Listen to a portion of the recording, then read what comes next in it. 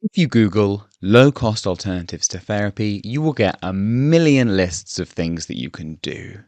But the one question that they don't answer is, how do you know that they're going to work? With therapy, you're paying for a professional to help you, which is a gross simplification of what therapy is. But at the end of the day, you can rely on, hopefully, you can rely on the expertise of someone who has dedicated a significant chunk of their life to do this work on themselves, to then be able to hold the space for another person to be able to do the work as well. But when you're doing free or low-cost alternatives to therapy, you don't necessarily have that because you're doing it yourself. And so you need to know how to make these alternatives work for you. And the trick to doing that is understanding why therapy works and what it does that lets it work, because then you can replicate it using the other methods. So in this video, I'll be doing just that. I'll be looking at what really is the key to therapy, what the purpose is, and what makes it work. And then at the end, I'll give you a list of free or low-cost alternatives to therapy that I personally have tried and can recommend in priority order. Hello, I'm Lewis, and I make videos on codependency, attachment theory, and all sorts of personal development topics. If that sounds like something you're interested in, then please hit like and subscribe. I'm going to get serious for just a moment. I considered putting this bit at the end, and it was the last thing that I typed out, but I wanted to put it at the front because I actually think it's the most important point that you should hear if you've clicked on this video. And here it is. Don't be cheap in your healing work. Now, I don't mean to blame or shame anyone who doesn't have the financial means to actually invest a lot of time and money into this. Obviously, taking care of your fundamental needs, having enough food, having a place to live, looking after your family, paying for bills comes first, second, third, and fourth. But if you could make the time and you could put the money into it, then I would strongly recommend not skimping and trying to be cheap and investing in something that you've well researched and think will be a good option and putting the money and the effort behind it. Because really think about what you're being cheap with.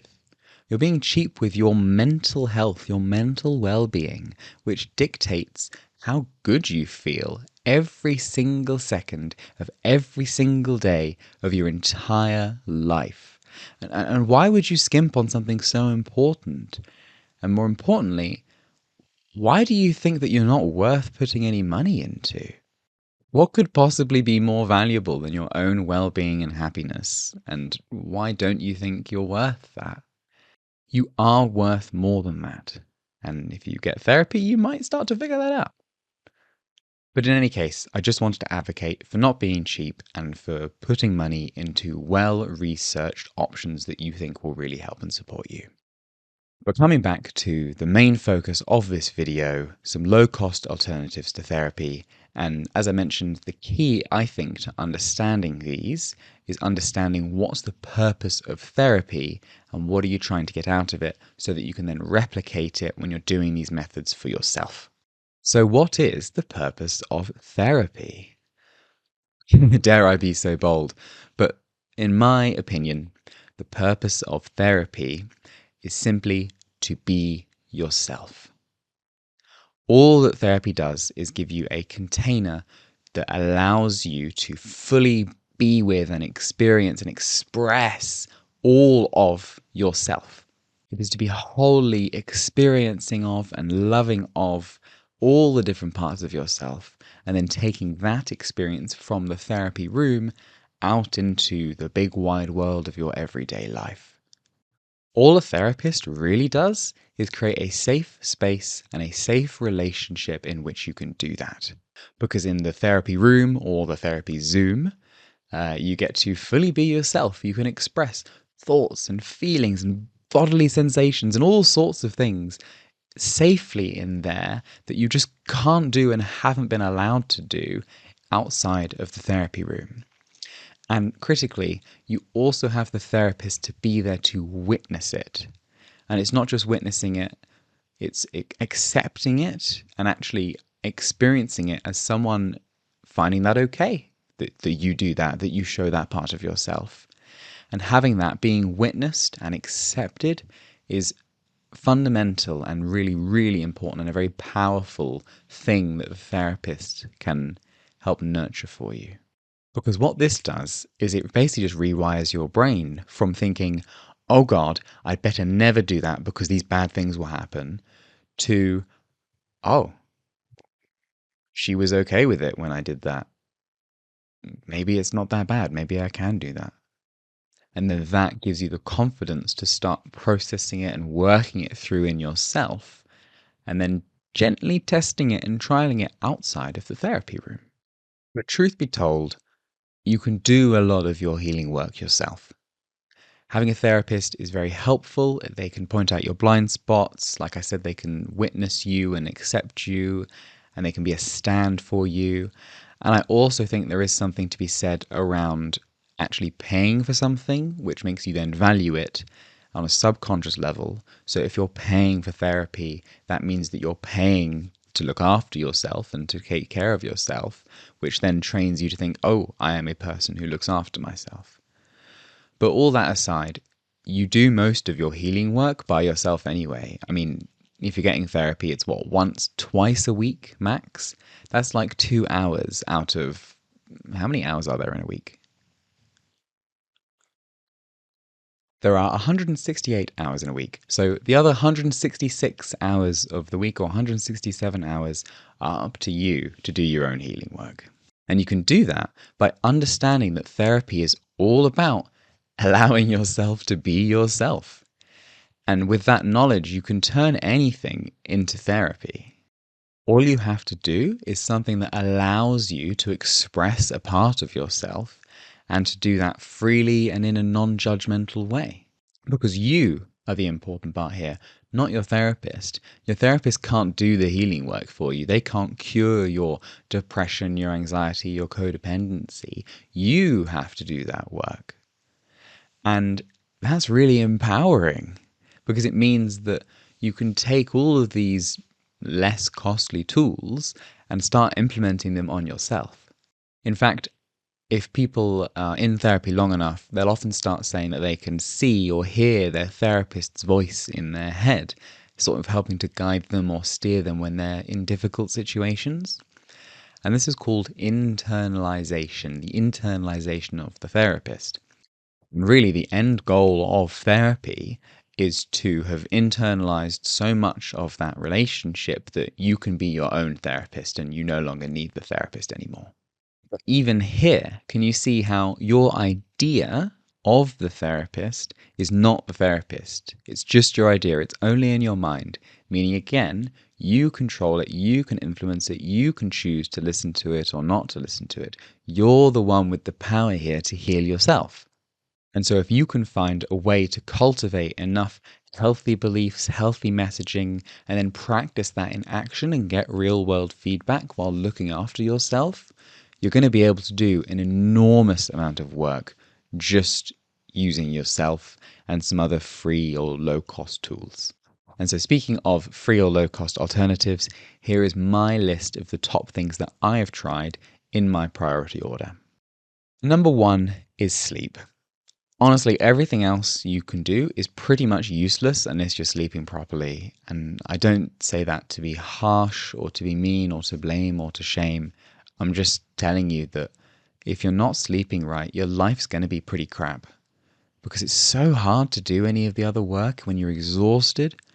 There's loads of free materials out there about how to improve your sleep.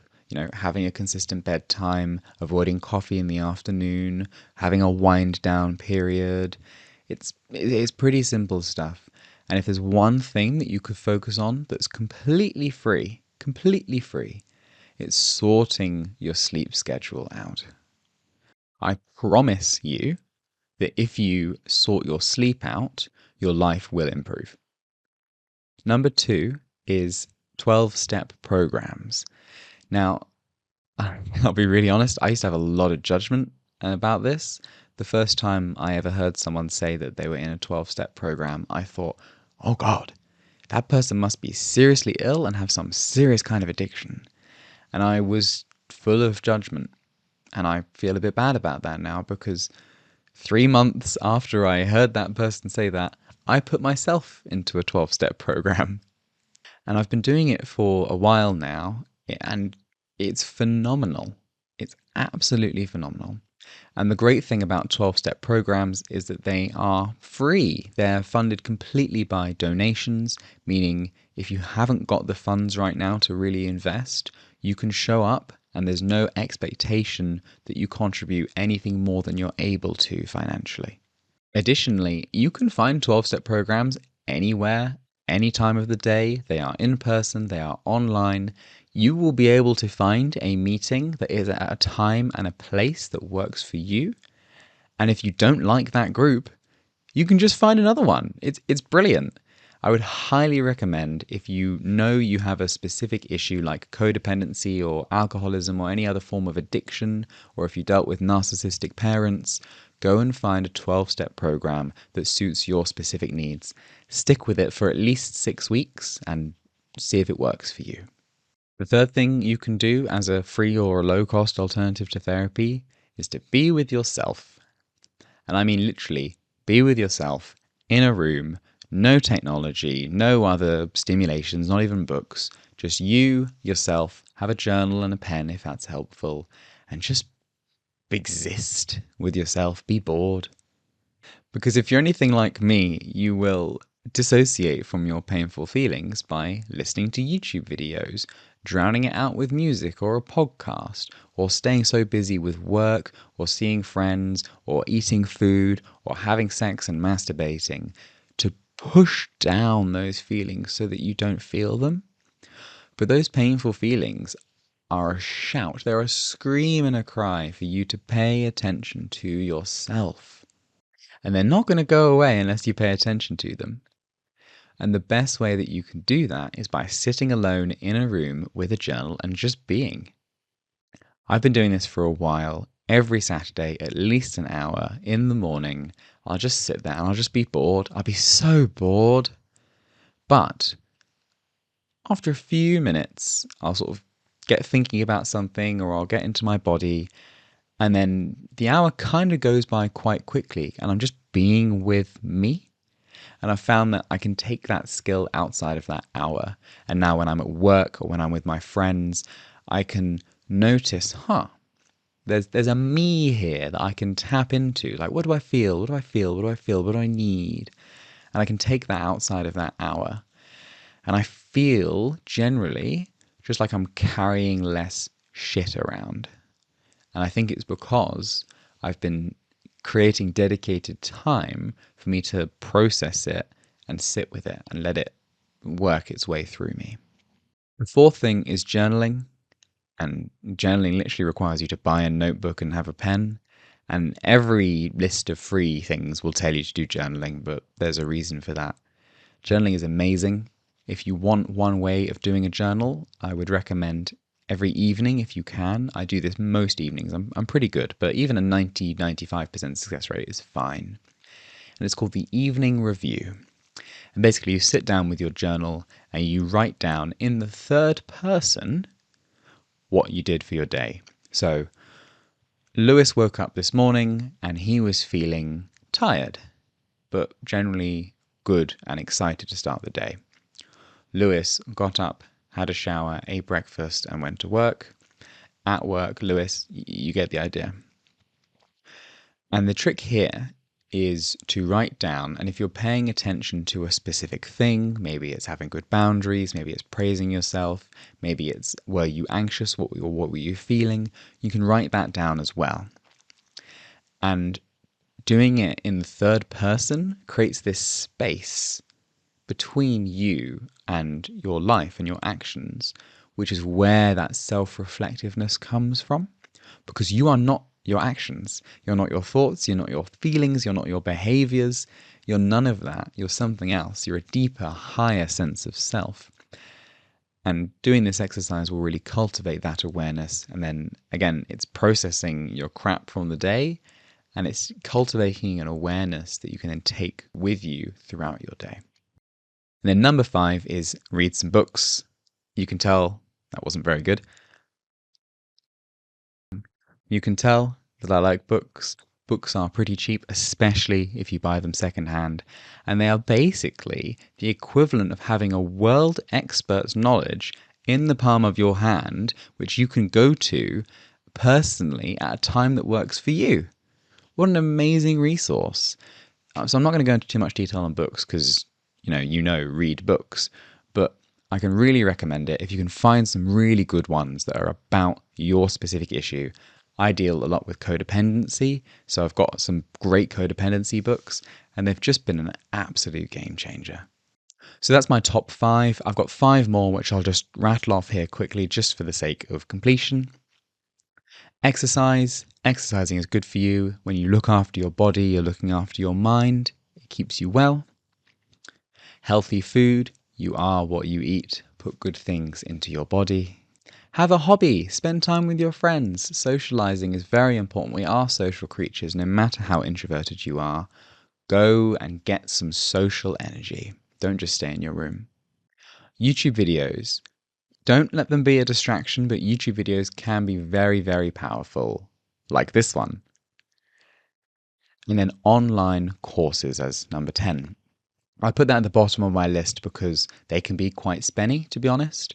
But where you might spend thousands of pounds on therapy a year, you'd probably get away with an online course being only a couple hundred.